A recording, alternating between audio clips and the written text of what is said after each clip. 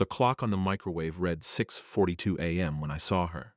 She was standing in the middle of my lower pasture, right where the old cattle trace used to be, hands on her hips, beaming. The rising sun caught the highlights in her perfectly coiffed hair, turning it into a temporary, ridiculous halo. Below her feet, where yesterday there had been green grass and wildflowers, was a ribbon of pristine, black asphalt. It was still steaming slightly in the cool morning air, a dark, ugly scar on the landscape I had spent 30 years preserving. She had done it. After all the warnings, after all the letters, she had actually done it. I picked up my coffee mug, the one my late wife Eleanor had given me, the one with the silly cartoon beaver wearing a hard hat, and walked out onto the porch.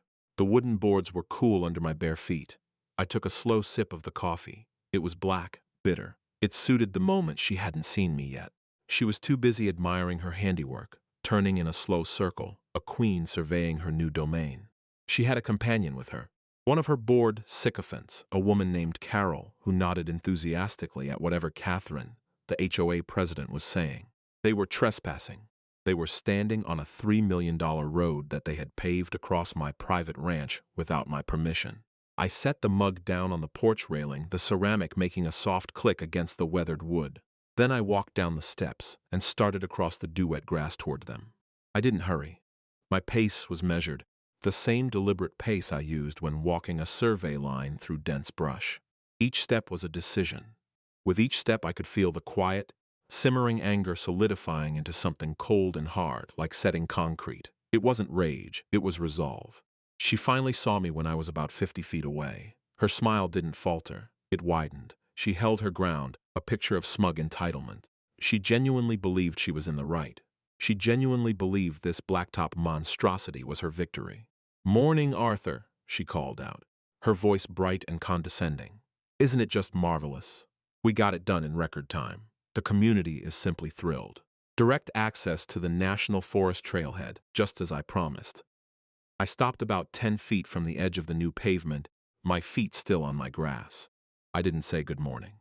I looked from her face to the road, then back to her face. I let the silence stretch.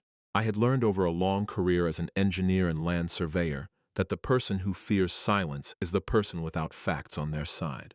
She lasted about 15 seconds. Her smile tightened. "Well, don't you have anything to say? We've increased your property value, you know. Not that you'll ever sell, I suppose." She made a little tisking sound. "This easement has been on the books for 50 years. It was high time the association put it to good use for the members. We have a right to be here. This is community property now." I looked at the road, a perfect, professionally laid 2-lane strip, complete with freshly painted yellow lines down the center. They had spared no expense. They had gone all in. I looked back at her. Her eyes were hard, challenging me to argue. She was performing as always. She wanted a fight. She wanted a shouting match on the new pavement that she could recount later, painting me as the unhinged old recluse. I was not going to give her that. "You have until 6 p.m. this evening to begin removal," I said. My voice was quiet, flat. It carried easily in the still morning air.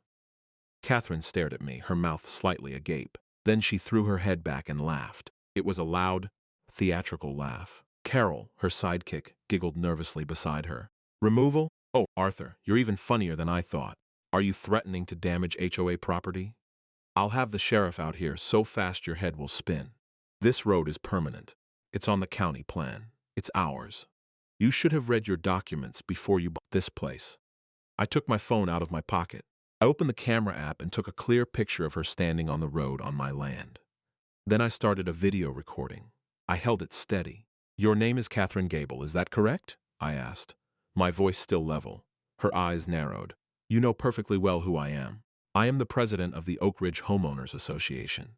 And you are stating, on the record, that the Oak Ridge Homeowners Association authorized the construction of this road across my property, designated as Parcel 7 Delta 4 on the county tax map." The legalistic language threw her for a second. The confidence wavered, just a fraction. "It's not your property. It's a dedicated easement. The HOA has full rights of access and improvement. Our lawyer reviewed everything. You can't do a thing about it. We'll sue you into the ground if you so much as touch it." I kept recording.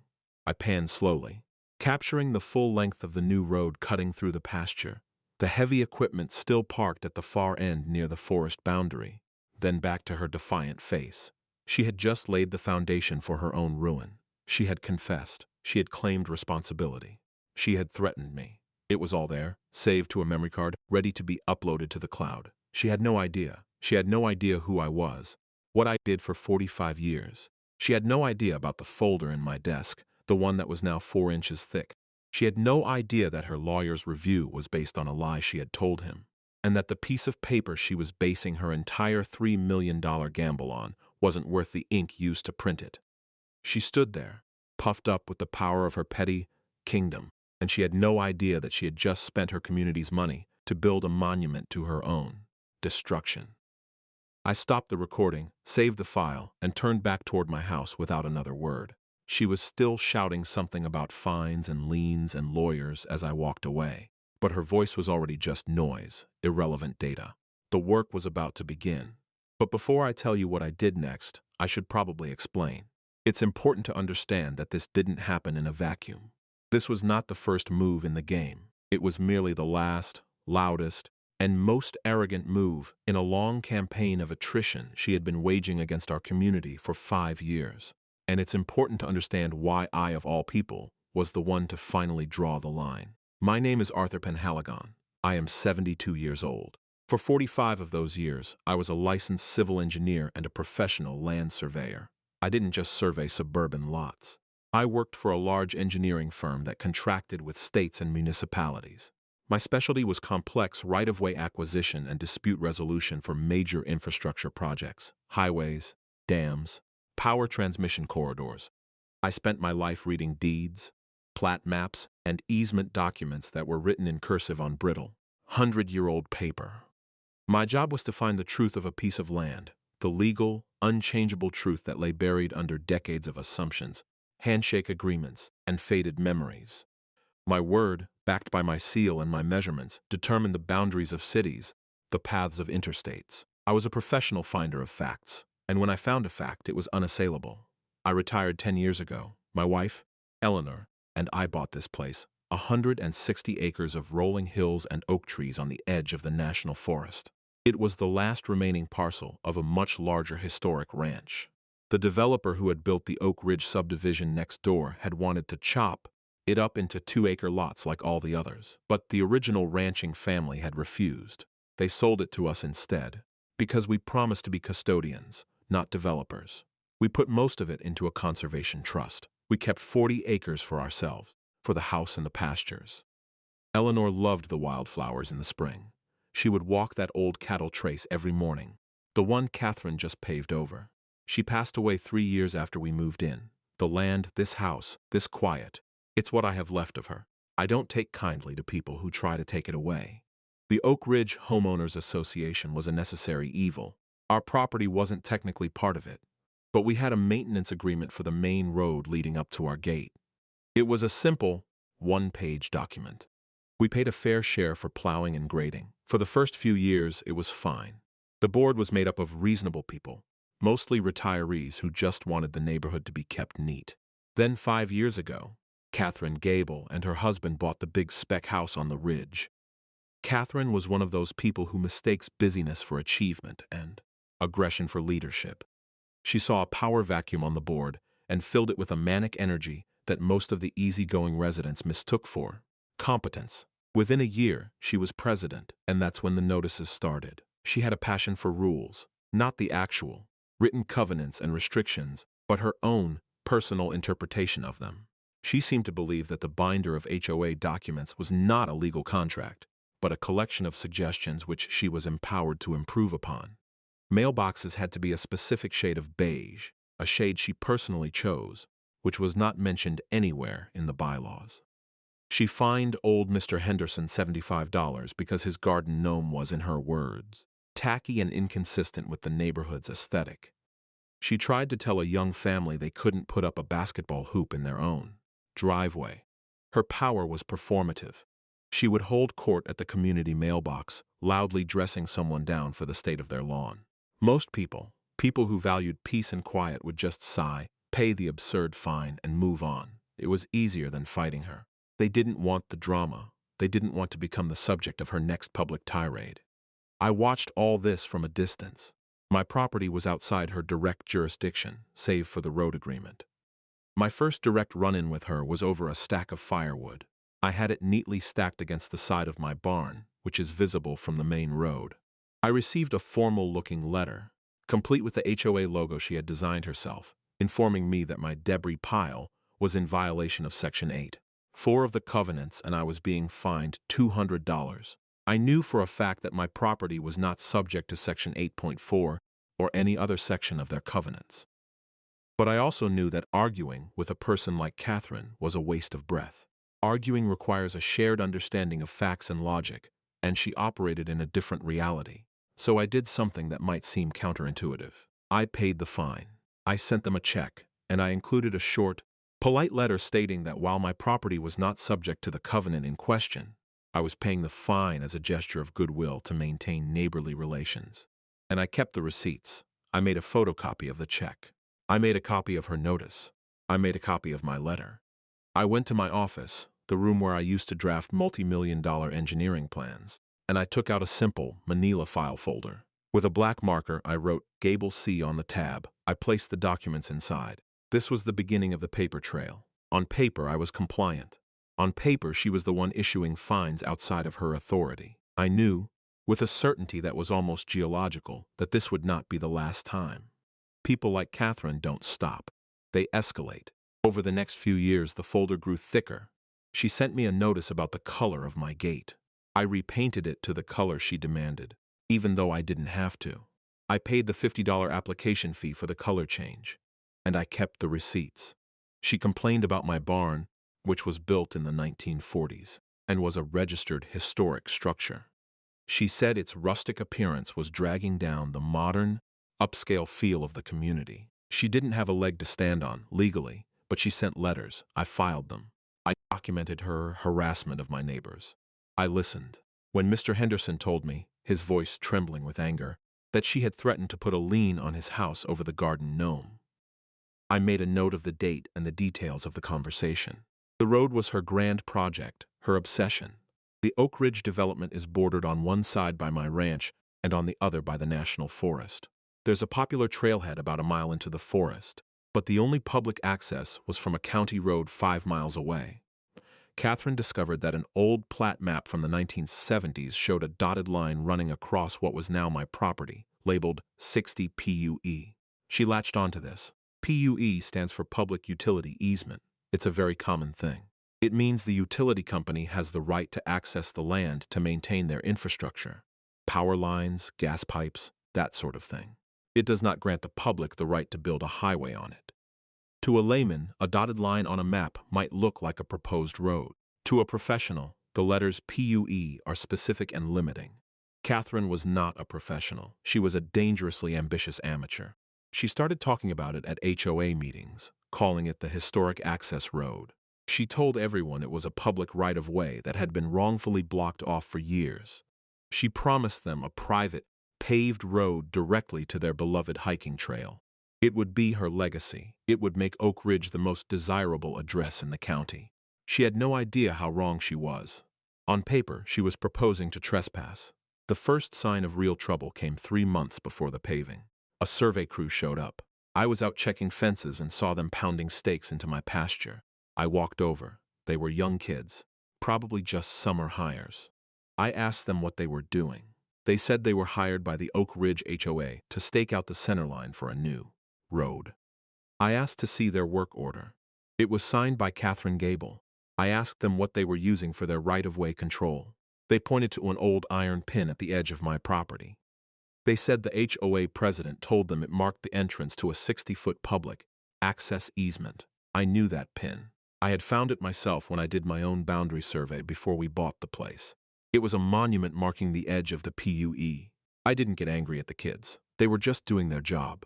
I explained to them, calmly, that they were staking out a road on private property, and that the easement they were referencing was for subsurface utilities only, and did not grant the right of public passage, let alone construction of a paved road. I showed them my own survey plat on my phone. They looked confused. They called their boss. Their boss, a man I happened to know from my professional days, got on the phone with me. "Arthur, is that you?" "What in the world is going on out there?" he asked. I explained the situation. He cursed under his breath. "That woman," he said, meaning Catherine. "She told me it was a dedicated road reservation, swore up and down, sent me a copy of the plat with the easement highlighted. I told him he should probably check the full deed record before proceeding. He agreed immediately. He knew my reputation. He told his crew to pack up their equipment and pull the stakes. He said he was putting a hold on the job until he got a title report from the client. That was my first warning to her. A formal, professional stop work order, communicated through her own contractor. I thought, perhaps naively, that this would be the end of it. A professional surveyor telling her she was wrong should have been enough. I was mistaken. Catherine did not believe in facts that contradicted her desires. 2 weeks later, I received a thick envelope via certified mail. It was from a law firm I didn't recognize. Inside was a 20-page letter full of blustering legal threats. It stated that the HOA had retained them to enforce their indisputable rights to the 60-foot access easement. It accused me of intimidating their contractors and interfering with a legitimate community project. It demanded that I provide them with written assurance that I would no longer interfere, or they would seek an immediate court order and sue me for project delay costs. The letter was a masterpiece of aggressive incompetence. It was clear the lawyer had never looked beyond the single plat map Catherine had given him. He was just taking her money and writing scary letters. This was the escalation I had been waiting for. This was the moment she put her flawed interpretation into a formal, legal document. I did not reply to the lawyer. Replying would have put me on the defensive. Instead, I went on the offensive, but I did it my way, quietly, methodically. On paper, I drafted my own letter. Not to the lawyer, but directly to Catherine Gable and every single member of the HOA board, sent via certified mail with return receipt requested. My letter was short and to the point. It stated 3 things. 1. The property in question, Parcel 7 Delta 4, was my private land. I attached a copy of my warranty deed. 2. The easement she was referencing was a public utility easement for subsurface use only and did not permit the construction of a road. I attached a copy of the original easement filing from 1978. 3. Any attempt to enter my land to perform construction would be considered criminal, trespass, and I would prosecute to the fullest extent of the law. I advised them, in the strongest possible terms, to have their attorney conduct a full title search and review the actual source documents before proceeding. I sent 7 letters in total, 1 for Catherine, 1 for each of the 5 board members, and 1 for their lawyer. The cost of the certified mail was $48 and change. I kept the receipt. A week later, the little green signature cards started coming back in the mail. Catherine had signed for hers. 4 of the 5 board members had signed for theirs. The law firm signed for theirs. One board member's letter came back marked refused. I filed the green cards and the refused envelope in the Gable C folder. Now I had proof. They had all been formally and legally warned. They could never claim they didn't know. For a month, there was silence. I saw the grading equipment appear on the edge of the HOA common area near my property line, but it sat idle. I thought perhaps that my letter had finally gotten through. That someone with a functioning brain on their board or at their law firm had finally done the 5 minutes of research required to see the truth. Then, one Monday morning, I heard the roar of a diesel engine. I looked out my office window and saw a large bulldozer roll past my fence and onto my pasture. It lowered its blade and began to scrape away the grass and topsoil along the line of the stakes that the first survey crew had set. Catherine had ignored the deed.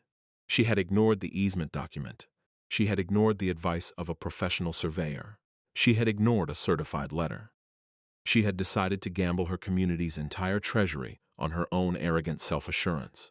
I did not run outside and scream at the bulldozer operator. He was just a man earning a wage. Yelling at him would have been pointless theater. Instead, I picked up my phone.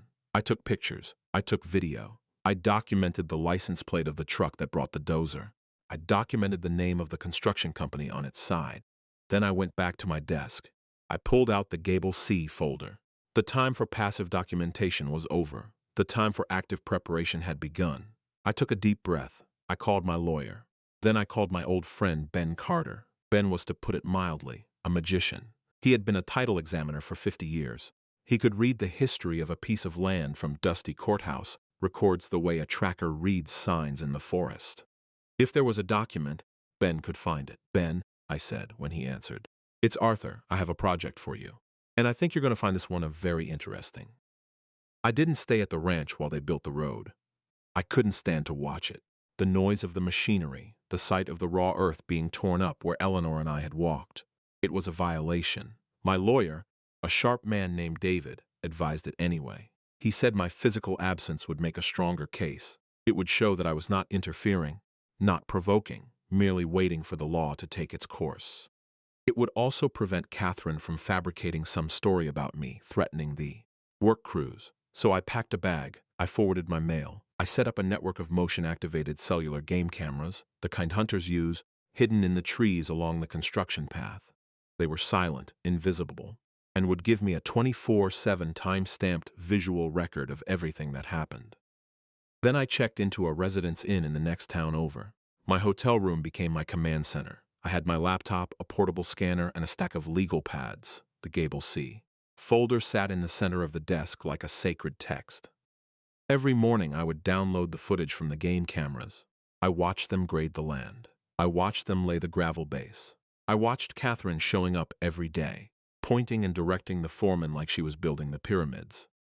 I saved every video file, backed it up to 3 separate hard drives, and sent a copy to my lawyer. I kept the receipts for the hotel, for the cameras, for every single expense. Meanwhile, Ben Carter got to work. He went to the county records office. I had already given him the basics, the original 1978 public utility easement. On its face, that document was enough. It clearly limited the use to installing and maintaining a subsurface natural gas pipeline and related appurtenances. It said nothing about a road, but I wanted more. I wanted to leave no room for argument, no foothold for a creative lawyer to try and twist the meaning of the word appurtenance. I wanted to prove not just that she was wrong, but that the easement she was clinging to didn't even legally exist anymore. 2 days later, Ben called me. He sounded excited. "Arthur, you're not going to believe this," he said. "I think I found the bombshell." He told me that back in the 70s, it was common practice for utility companies to get a broad easement for construction, and then, once the project was done, to file a second document called an easement extinguishment and replacement. This new document would shrink the easement from a wide construction corridor down to a much narrower, permanent right-of-way, just wide enough for maintenance access. And it would extinguish all rights outside that narrow band. He said the gas company had almost certainly filed one. The problem was, back in those days, the county clerk's office was notoriously disorganized. Documents were often misindexed or filed in the wrong book entirely. "I have a hunch," Ben said. The project was in 1978. The clerk at the time was a guy named Miller. Miller had a habit of indexing things by the grantee's name, not the grantor's, especially on extinguishments. Everyone looks for it under the ranch owner's name. No one ever thinks to look for it under the gas company's name in the grantor index. It was the kind of institutional knowledge that only comes from decades of experience. It was the human element in the paper trail. Ben spent the next day combing through microfiche records, scrolling through page after page of faded, handwritten entries from 1979. And then he found it. He sent me a scan.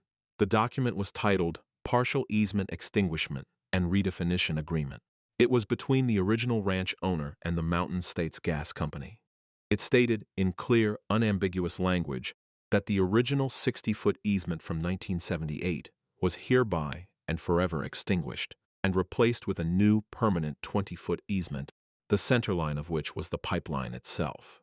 And most importantly, it contained a clause that read, "The rights granted herein are for the sole purpose of pipeline maintenance and shall not be construed to allow for public thoroughfare or any surface improvements not directly related to said maintenance." This was it. This was the silver bullet.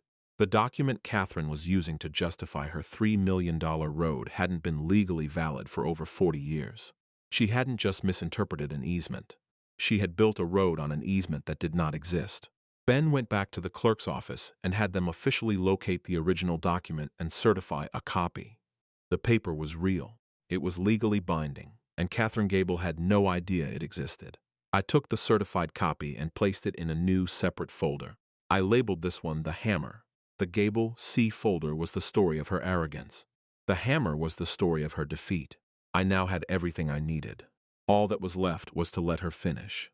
I had to let her complete the project. My lawyer had been adamant about this.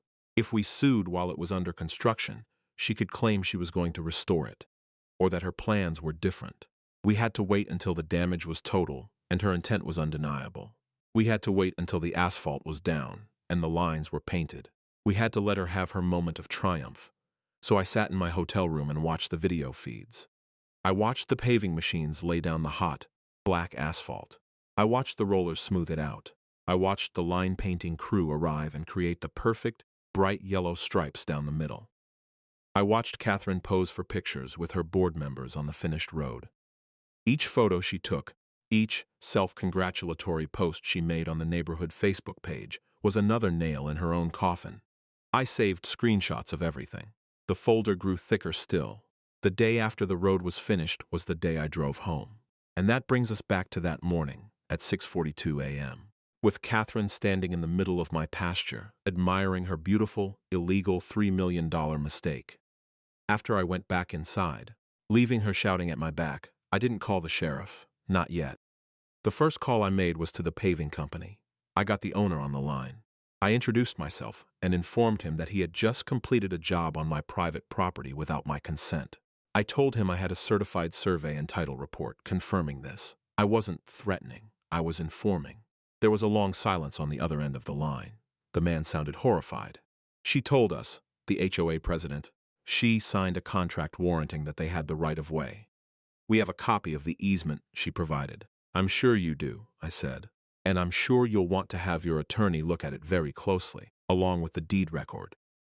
In the meantime, I'd advise you not to remove your equipment. My lawyer will be in touch about filing a lien against it for damages to my land.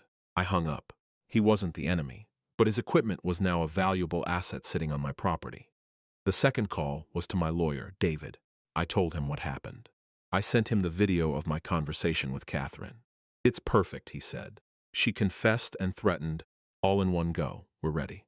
But let's wait for her to make the next move. She will. She can't help herself. David was right. An hour later, 2 Sheriff's Department SUVs came rolling up my driveway. Catherine, it seemed, had made good on her threat. She was going to have me arrested for, I wasn't sure what. Looking at her, probably. I saw them coming and walked out onto the porch. I was calm. I had been preparing for this moment for months. Catherine was there, waiting for them in the driveway.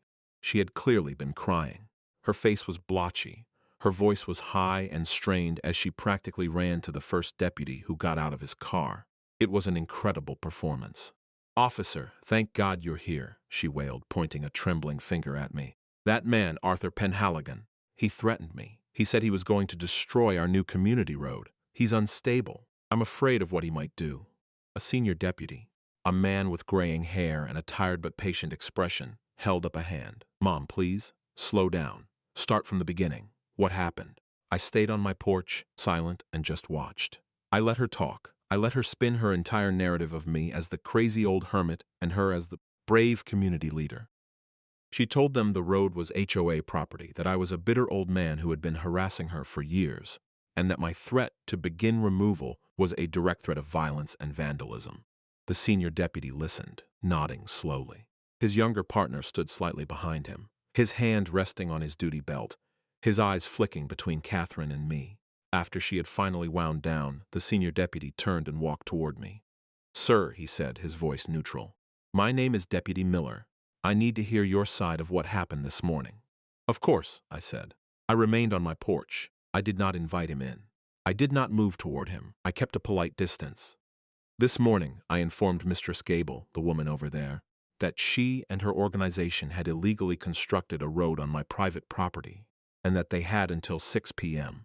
to begin the process of removing it and restoring my land." Catherine squawked from the driveway. "It's not his property. He's lying. I have the paperwork." Deputy Miller turned his head slightly. "Mom, I'll ask you to let me handle this. Please wait by your vehicle." He turned back to me. "Sir, Mistress Gable is claiming this is an HOA easement. I understand that's what she believes," I said. "However, her belief does not align with the legal reality."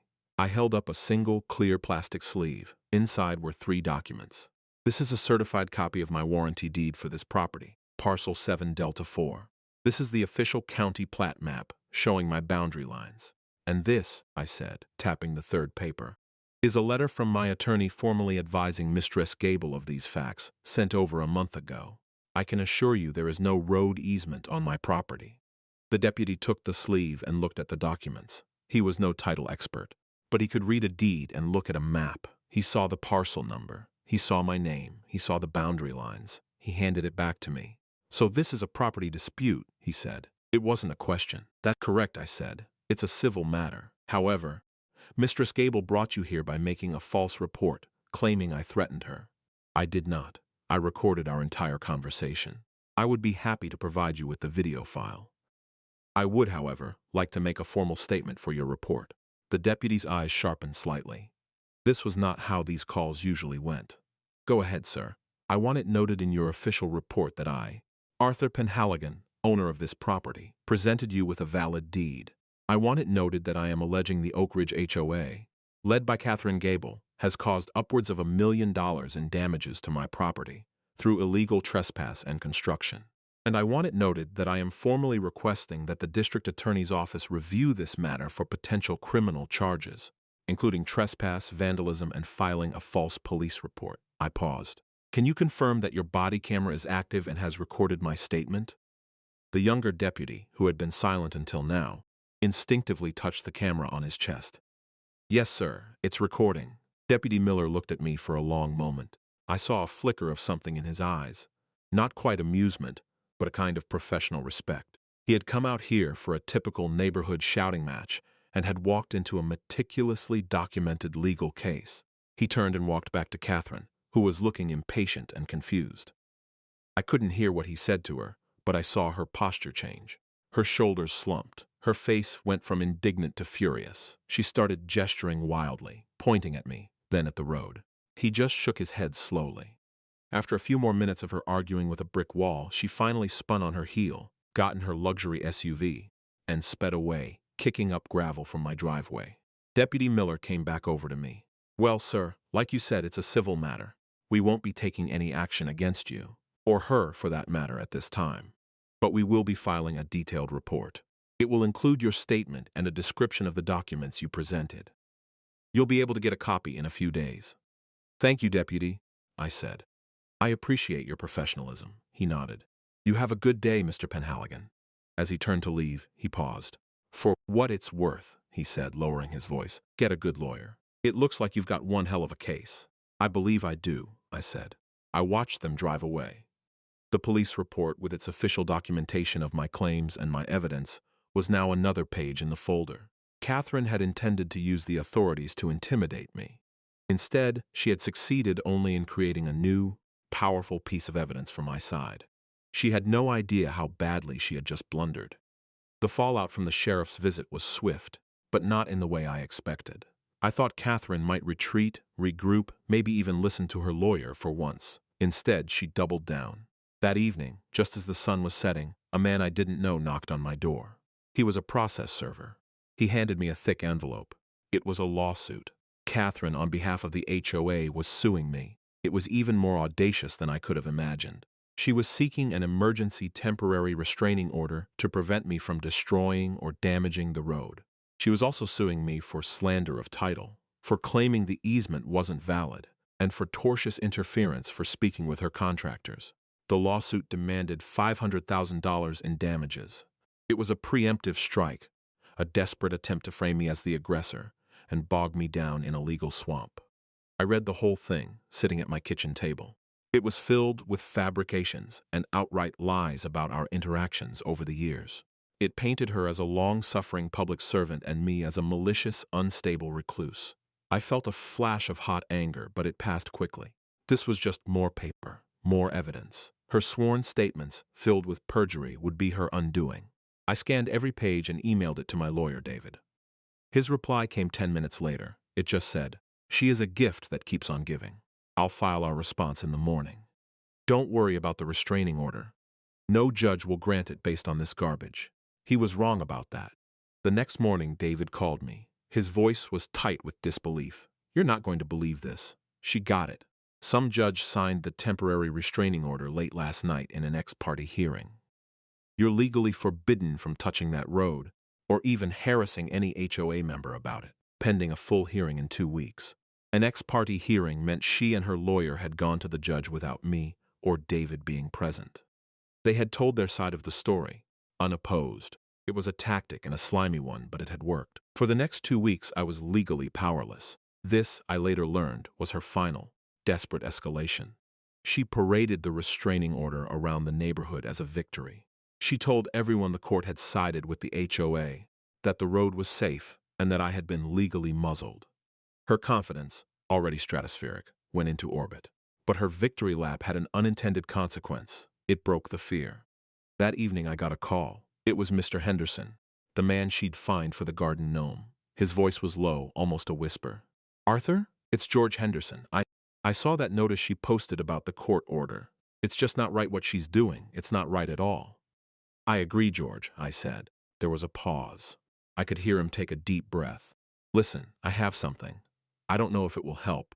At the board meeting where she got the final approval for the road, I was there. I record all the meetings on my phone, just for my own notes, you know.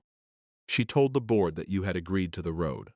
She said you were just asking for the HOA to pay for the paving as a condition. She said you two had shaken hands on it. My blood ran cold. She said that in a public meeting? Yes. And I have the recording," he said, his voice trembling slightly. I was afraid to say anything before. She can be so vindictive, but this is too much. A $3 million road based on a lie. If you want it, it's yours. Mr. Henderson, the fearful ally, had just handed me a stick of dynamite. A recording of the HOA president committing fraud to induce the board to spend millions of dollars. An hour later, he was at my door with a USB drive. We didn't talk long. He was still nervous, but as he left, he stood a little straighter. "Get her, Arthur," he said, "for all of us." The next day, another crack appeared in her wall of support. I received an anonymous email. It contained a single attachment, a PDF of the winning bid for the road construction. The price was just over $3 million. The email had only one line of text. "This is $1 million more than she told us it would cost." The finance committee never saw the final contract. Good luck. It had to be from the disillusioned insider on the board, the one whose certified letter had been returned, refused. They had clearly reached their breaking point. They had seen the restraining order, they had seen her hubris, and they had decided to act. The bid document showed that Catherine had not only lied about my consent, but she had also lied to her own board about the financial cost of her grand obsession. I forwarded the recording and the bid document to David. His response was a single jubilant word: checkmate. We now had a mountain of evidence. We had the deed, the surveys, the ignored warnings. We had the sheriff's report. We had the fraudulent lawsuit she had filed. We had a recording of her committing fraud in a board meeting. And we had proof that she misled her own board financially. And held in reserve, we had the hammer, the certified copy of the easement extinguishment document from 1979. David decided we would save that for the hearing. We would let her walk into the courtroom, believing her entire case rested on an easement that we knew for a fact did not exist. The 2 weeks passed with agonizing slowness. I obeyed the restraining order to the letter. I didn't go near the road. I didn't speak to a soul from the HOA. I stayed on my property and prepared. I went over every document, every video, every photo. I created a timeline of events, cross-referencing Catherine's lies with the documented facts. It was like preparing for a major engineering review. The process was familiar. It was calming. The day of the hearing arrived. It was a gray, overcast morning. The courtroom was small and stuffy. Catherine was there with her lawyer, surrounded by a half-dozen of her supporters from the neighborhood. She was dressed in a sharp navy blue suit, looking every bit the confident executive. She gave me a triumphant, pitying smile as I walked in with David. She thought this was her coronation. She thought the judge would make the restraining order permanent and scold me for daring to question her authority. The room was a perfect cross-section of the conflict. On one side, Catherine and her entourage, whispering and self-assured. On the other, me and David. But in the back rows, a few other figures were scattered. I saw Mr. Henderson sitting by himself, clutching a worn baseball cap in his hands. I saw the young family whose basketball hoop had drawn Catherine's ire. I saw a few other faces I recognized as quiet victims of her 5-year reign. They weren't there as witnesses. They were just there to see. The judge, a stern-looking woman named Judge Esposito, called the court to order. Catherine's lawyer, A slick-looking man in an expensive suit went first. He launched into a grand performance, painting Catherine as a civic hero, a volunteer president who had worked tirelessly to bring a wonderful new amenity to her community. He described the historic access road and how it had been unjustly blocked for years. He portrayed me as an eccentric and hostile recluse, a classic NIMBY who was trying to extort the community. Then he called Catherine to the stand. This was her moment, the performance she had been rehearsing for. She took the oath, sat down, and began to speak. Her voice was filled with emotion. She talked about her love for the community, her dream of creating a safe path for children to get to the forest. She recounted, with feigned tears in her eyes, the morning of our confrontation. She claimed I had been beet red with rage, that I had shaken my fist at her, that my threat to begin removal was delivered in a shout that made her fear for her physical safety. She lied, fluently and without hesitation, under oath. As she spoke, I didn't look at her. I looked at the judge. Judge Esposito was listening, her face an unreadable mask. Catherine's lawyer finished his questioning with a flourish. Mistress Gable, what do you want this court to do today? Catherine looked directly at the judge, a tear rolling down her cheek. I just want to be safe, Your Honor. I want our community to be safe. I want this man to be ordered to leave us alone and to leave our road alone. It was a masterful performance. I could see some of her supporters in the gallery dabbing their eyes. David leaned over to me. Don't react, he whispered. Let her hang herself. Then it was David's turn to cross-examine. He stood up, walked slowly to the lectern, and placed a single thin folder on it. He didn't look at Catherine. He looked at the judge. Your Honor, he said, his voice calm and conversational. We have no questions for this witness at this time. However, we would like to introduce a few documents into evidence. Catherine's lawyer jumped up. Objection. This is a hearing for a restraining order, not a full trial on the property dispute. Overruled, the judge said, her eyes fixed on David. The nature of the property is directly relevant to whether Mr. Penhaligon's actions were harassment or a legitimate defense of his rights. Proceed, counsel. David nodded. Thank you, Your Honor. Exhibit A, a certified copy of the warranty deed for Parcel 7 Delta 4, registered to my client, Arthur Penhaligon. He placed it on the clerk's desk. Exhibit B, the official county plat map, showing no road easement on that parcel. He placed it next to the deed. Exhibit C, a set of 7 certified mail receipts, showing that my client formally warned Mistress Gable, her entire board, and her previous legal counsel of these facts over 1 month before construction began. Catherine's face began to change. The triumphant smile was gone. A look of confusion was creeping in. Her lawyer was shuffling through his papers, looking flustered. Exhibit D, David continued, his voice picking up a quiet rhythm. A copy of the report from Sheriff's Deputy Miller, detailing his response to a call made by Mistress Gable. The report states that my client presented his deed and that Mistress Gable presented no documentation whatsoever. It also includes my client's on-camera statement, requesting a criminal investigation for trespass and filing a false report. The judge was now leaning forward, her chin resting on her hand, her full attention on David. The air in the courtroom had shifted. The confidence was draining from Catherine's side of the room and pooling on ours. And now, Your Honor, David said, I'd like to play a short audio clip. This is a recording of the Oak Ridge HOA board meeting from February 12th of this year. Catherine's head snapped up. Her eyes went wide. She looked from David to me and then shot a panicked glance back at Mr. Henderson, who was staring resolutely at his hands. David played the clip. The sound of Catherine's voice, clear as a bell, filled the silent courtroom. The road is a go, her recorded voice said. I met with Mr. Penhaligon last week. He's on board. He's withdrawing all his objections. We just have to cover the paving costs, but he's granted us the access.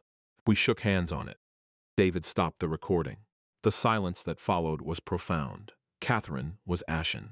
Her lawyer looked like he had been punched in the stomach. Your Honor, David said, his voice soft but carrying immense weight. The witness, Mistress Catherine Gable, has just testified under oath that she was afraid of my client. This recording proves that she lied to her own board about my client's consent, fraudulently inducing them to approve an expenditure that we can now show, with Exhibit E, the construction contract, amounted to over $3 million. He placed the contract on the growing pile. This is not the action of a frightened victim. This is the action of a calculating perpetrator of a massive fraud. The judge stared at Catherine for a long, silent 10 seconds. "Mistress Gable," she said, her voice dangerously quiet. "Do you have an explanation for this recording?" Catherine opened her mouth, but no sound came out. She just stared, her mask of composure utterly shattered. She looked small and lost on the witness stand. Her lawyer, recovering slightly, stood up. "Your Honor, clearly there has been a misunderstanding." "Oh, I think there is no misunderstanding at all," the judge cut him off. "But please, continue, Mr. David." David nodded. He had saved the best for last. He walked back to our table and picked up the folder labeled "The Hammer." "Finally, Your Honor," he said, "the petitioner's entire case, this road, this entire conflict, is based on their belief in a 60-foot access easement recorded in 1978.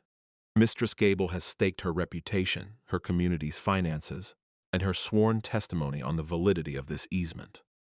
He paused, letting the statement hang in the air. "We would like to introduce Exhibit F." He walked to the clerk's desk and placed the final document down. "This is a certified copy of a partial easement extinguishment and redefinition agreement filed with this county in 1979. It proves unequivocally that the easement in question was legally extinguished 43 years ago. The document on which the petitioner has based her entire case is null and void. It has been null and void since before many people in this room were born." He turned to face Catherine. "She didn't just misinterpret an easement, Your Honor. She built a $3 million road on an easement that doesn't exist." That was the moment, the collapse. It wasn't loud. It was silent. Catherine Gable seemed to shrink. The defiant, performative tyrant vanished, replaced by a pale, trembling woman who suddenly understood the depth of the hole she had dug for herself. She stared at the document in the judge's hand as if it were a venomous snake. The mask didn't just drop, it evaporated. In its place was the raw, blank terror of someone who has bet everything on a lie and just had the truth laid bare for the world to see. She had no idea. And now, finally, she did. Judge Esposito read the document. She read it twice. Then she slowly took off her reading glasses and placed them on her bench. She looked at Catherine's lawyer. "Counsel," she said, her voice dripping with ice, "is there anything you would like to say before I rule?" The lawyer, pale and sweating, just shook his head. "No, Your Honor." The judge turned her gaze to Catherine, who was still frozen on the witness stand. "Mistress Gable, you have come into my courtroom and requested an order based on a tissue of lies. You have perjured yourself. You have committed fraud against your own community. You have slandered the respondent, and you have wasted this court's valuable time. The temporary restraining order is dissolved, effective immediately. Your lawsuit is dismissed with prejudice, meaning you can never file it again. I am ordering you and the Oak Ridge Homeowners Association to pay for all of Mr. Penhaligon's legal fees in this matter, and I am referring this entire case, including the transcript of your testimony and all of these exhibits, to the district attorney's office for investigation into charges of perjury, fraud, and malicious prosecution." She wasn't finished, and let me be perfectly clear. This court has seen clear evidence of trespass and massive property damage. Mr. Penhaligon would be well within his rights to file his own civil suit, and based on what I have seen here today, I imagine he would be entitled to summary judgment and significant punitive damages. She banged her gavel. "We are adjourned." The sound of the gavel echoed in the stunned silence of the room. Catherine didn't move. She just sat there, staring into the abyss she had created. Her supporters were silent, their faces a mixture of confusion and dawning horror as they realized what she had done to their community and their finances. David packed his briefcase calmly. He looked at me and gave a single slow nod. Vindicated. It wasn't a feeling of joy. It was the quiet, weary satisfaction of a complex problem finally being solved correctly. It was the feeling of order being restored. The aftermath was as methodical as the preparation had been. As the judge had practically invited, David filed our lawsuit the very next day. We sued the Oak Ridge Homeowners Association for trespass, property damage, and slander of title. We sued Catherine Gable personally for fraud and tortious interference. The HOA's insurance carrier took one look at the evidence from the hearing, especially the recording of her lying to the board, and denied their claim, citing the willful and fraudulent acts exclusion in their policy. This left the HOA on the hook for the entire amount. They tried to fight it, but it was hopeless. Faced with our motion for summary judgment, which included every piece of our meticulously organized evidence, their new lawyer advised them to settle. They had no defense. The final judgment was staggering.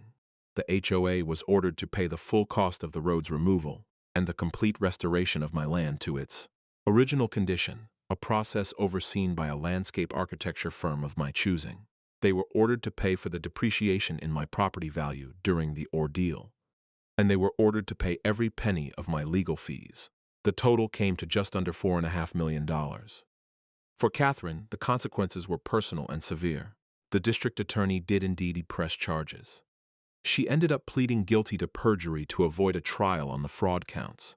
She received 2 years of probation, a hefty fine, and a felony record. The HOA board, now facing a financial catastrophe of her making, held an emergency meeting. She was recalled as president in a brutal public shaming. Several homeowners, whose property values plummeted overnight due to the impending special assessment, filed a class action suit against her personally to recoup their losses. She and her husband sold their house at a massive loss and left town in the middle of the night. The road itself was gone within a month. The same company that had built it was contracted to remove it. I stood on my porch and watched them work this time with a sense of quiet closure. They scraped up the asphalt, carted it away. They broke up the gravel base. They brought in truck after truck of rich, dark topsoil.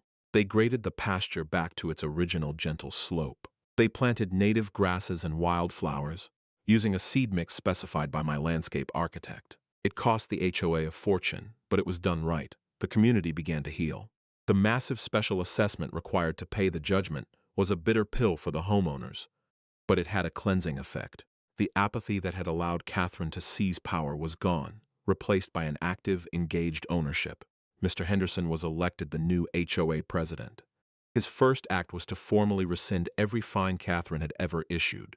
His second was to draft a letter of apology to the entire community for the board's failure of oversight, and a separate, personal letter of apology to me, which he delivered by hand. We shook hands on my porch, a real handshake this time, not a fabricated one. My life returned to its quiet rhythm, but it was different better. The isolation I had felt before was gone. Mr. Henderson and I became friends. We have coffee on my porch some mornings. The young family with the basketball hoop brings their kids over to see the deer in my pasture. Other neighbors, people who had been afraid to even make eye contact with me for fear of attracting Catherine's attention, now wave when I drive past. By drawing a line, by enforcing the rules, I had inadvertently restored not just my own property, but the community itself. It's been a year now.